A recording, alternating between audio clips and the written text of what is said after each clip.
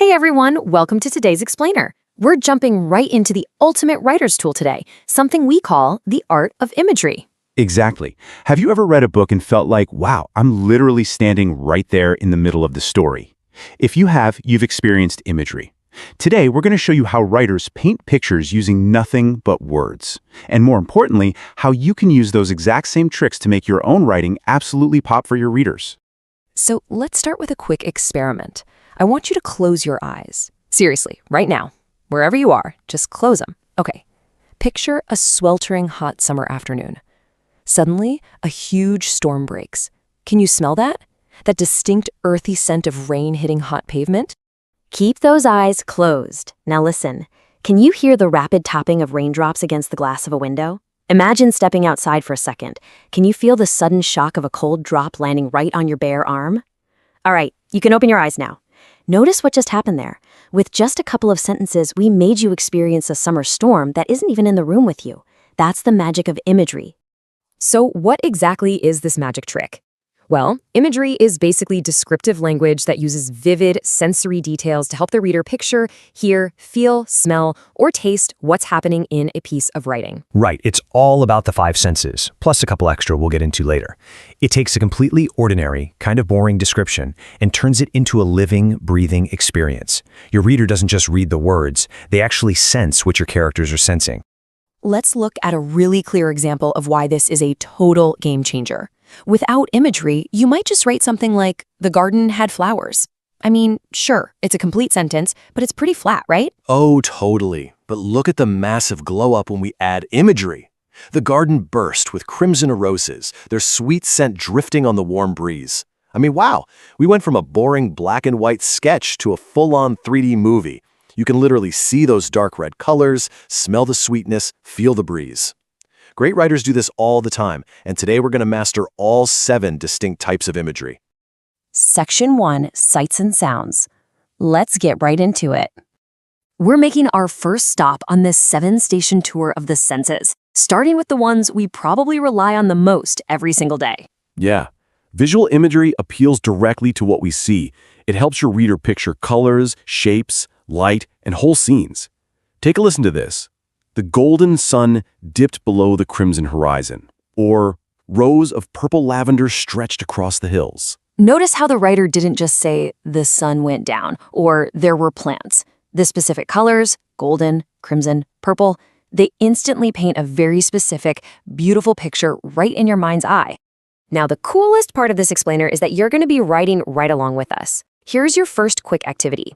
Look around the room or just picture your favorite place in the whole world. I want you to write 2 sentences describing that place using only things you can see. Focus on the colors, the shapes, the way the light hits. Take a second to brainstorm. Got your mental picture? Awesome. Now let's add some sound to it. Auditory imagery brings a scene to life through sound and rhythm. Listen to this one. Thunder rumbled like a growling beast overhead. You can almost hear that low, threatening vibration in the room, right? Now contrast that with this. Leaves rustled softly in the evening breeze. Okay, your voice totally shifted there, but that's exactly the point. Words like rumbled and growling, they feel heavy, they feel loud, while rustled softly sounds quiet and delicate. You're basically acting as the sound designer for your reader. All right, time for your next challenge. Close your eyes again for just a few seconds and actively listen to whatever room you're in right now. List 3 distinct sounds you hear. It could be a fridge humming, a car driving by outside, maybe a clock ticking. Once you've got 3, pick the most interesting one and describe it in a full, vivid sentence. Moving right along, Section 2, Touch and Movement. Awesome job on those sentences. Now that we've set the scene visually and audibly, we're getting physical. This is where your writing turns into a virtual reality experience you can actually feel. Tactile imagery appeals to our sense of touch. We're talking texture, temperature, physical feelings. Listen to the crazy contrast here. The rough bark scraped against her open palm. Ouch, you can almost feel that painful friction. Now compare it to cool silk slipped smoothly between his fingers. The word choice is just so intentional there. Scraped feels harsh and abrasive, while slipped smoothly feels relaxing and soft. Let's slow down for a sec so you can try it. Reach out and grab literally any object near you right now. A pencil, your hoodie, the edge of a table. Run your fingers over it. Now, Describe its texture in one vivid sensory sentence. Don't just tell us it's hard or soft. Tell us exactly how it feels against your skin. Okay, let's look at kinesthetic imagery. People forget this one all the time, but it is incredibly powerful. It appeals to our sense of motion, describing movement, physical effort, and action, like this. She leapt over the fence, muscles straining with effort. Or, his fingers trembled as he reached for the handle. I love these because they inject so much tension. You aren't just passively watching a character move. You're feeling the physical strain of that jump, or the nervous shaking of their hand. It builds so much suspense. So here's your kinesthetic challenge. Write a sentence describing how it feels in your own body to do a physical action. Think about the feeling of sprinting down a field, jumping up high, or even just reaching your arms up for a massive stretch first thing in the morning. Try to translate that raw physical effort right onto the page.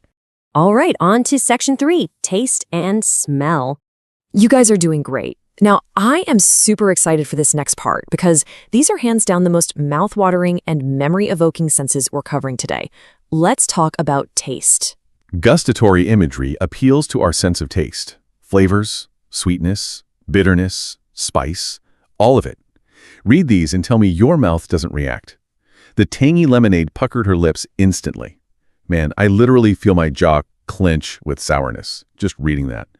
Or how about bitter coffee lingered on his tongue long after? Yes, by using words like tangy, puckered, and bitter, you're waking up the reader's taste buds. It is light years better than just saying, the drink tasted good or the coffee was bad.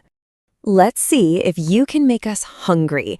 I want you to describe your absolute favorite food using only flavor and taste words. The catch, you can't actually name the food. Think about if it's salty, sweet, rich, spicy, savory. I'll give you a second to mentally guess what your classmates might be writing down for this. All right, moving from taste to smell, olfactory imagery is super special. Science actually tells us that smell is the most powerful sense for bringing up strong, sudden memories. Listen to this. The kitchen smelled of warm cinnamon and fresh bread. Wow, I immediately picture my grandmother's house during the holidays when you read that. Or take this one. A sharp scent of smoke drifted through the pines. That instantly transports me to a campfire out in the woods. Smell gives your writing this incredible emotional anchor. It's time to tap into your own memories. Dig deep and think of a really specific smell that's strongly tied to a memory for you. It could be the chlorine from a summer swimming pool, the smell of old paper in a library, maybe a certain perfume. Write one sentence that perfectly captures that exact scent. And finally, section 4. The internal experience. Okay, we've arrived at our final stop.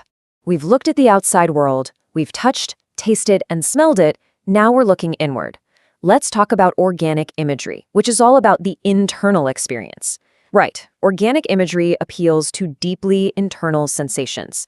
We aren't just talking about flat emotions like she felt sad. We mean the actual physical sensation of those emotions inside your body. Things like a sudden drop in your stomach, extreme fatigue, or a racing pulse, like this. Her heart pounded wildly with fear and anticipation. Or a wave of nausea churned deep in his stomach. Notice how it's all happening inside the body. A churning stomach, a pounding heart. It connects the reader directly to the character's core physical state. For your final activity, focus completely inward. Think of a time you were incredibly nervous, bursting with excitement, or just bone tired. Write a sentence describing how that felt inside your body. Don't use the words nervous or tired. Describe the heavy eyelids, the butterflies in your stomach, or that shaky breath you take. You have all crushed it today.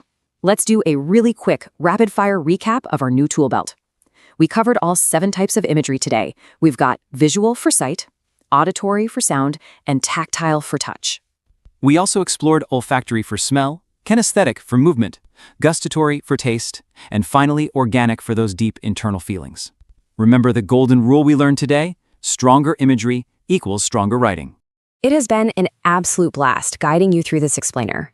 You now possess the exact same tools that professional authors use to captivate millions of readers. The only question left is this. Now that you have the tools, how will you make your readers see, hear, and feel the worlds you create? Keep noticing the real world with all 7 of your senses and let it shine through in every single word you write. See you next time.